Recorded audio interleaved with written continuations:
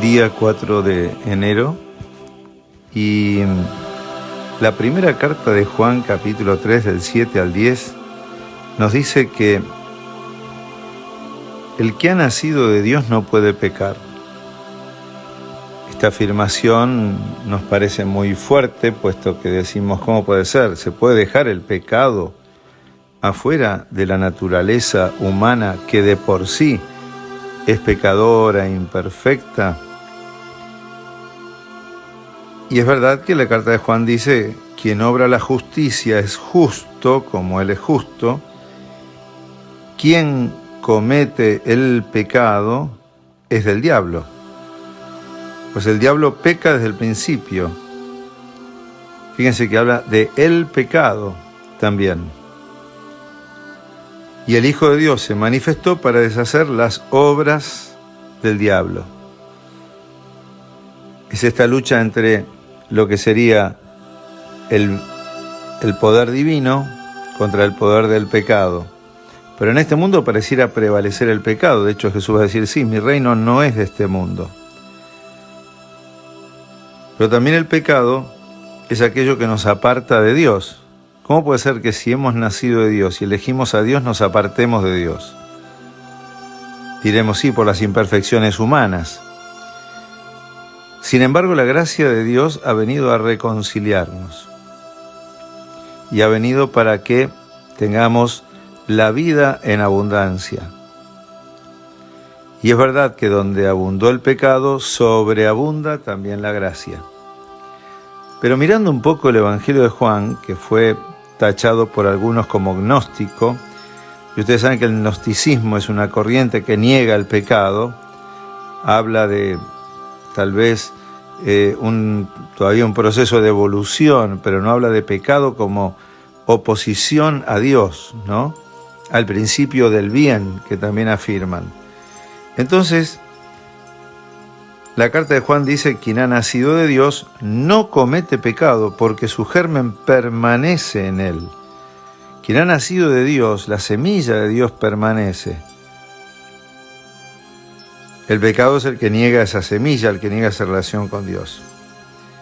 Y dice, en esto reconocen los hijos de Dios y los hijos del diablo. Todo el que no obra la justicia no es de Dios, ni tampoco el que no ama a su hermano.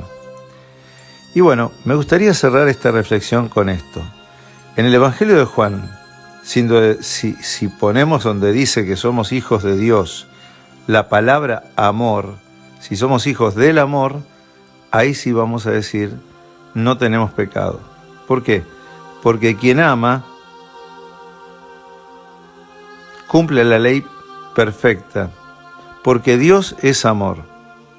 Por tanto, vivir como hijos de Dios, vivir sin pecado, es vivir volviendo permanentemente al amor. Es decir, amar y volver a amar después de cada situación que pareciera despertarnos otra cosa. Pero quien es hijo de Dios es hijo del amor. Yo los invito a que cuando lean la primera carta de Juan, no lean la palabra Dios, sino amor, porque Dios es amor. Entonces ahí vamos a decir, en esto reconocemos a los hijos del amor y a los hijos del no amor, que es el diablo.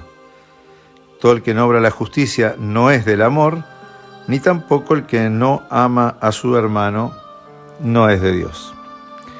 Bueno, dándole un poquito de vueltas a estos textos, me parecía muy propicio que lo podamos tener claro, esa identificación entre Dios y el amor. Este es el Cordero de Dios que quita el pecado del mundo, va a decir el Evangelio de Juan hoy en la primera capítulo de 35 al 42. Y así como Jesús le dice, ¿y ustedes qué buscan? Hoy nos lo pregunta a nosotros. ¿Y ustedes qué buscan al lado mío? ¿Buscan el amor? ¿Buscan salir del pecado? Bueno, vengan y verán dónde está.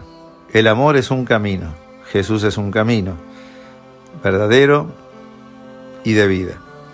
Así como Andrés y Simón Pedro oyen la voz de Juan y siguen a Jesús, también nosotros estamos invitados a seguirlo.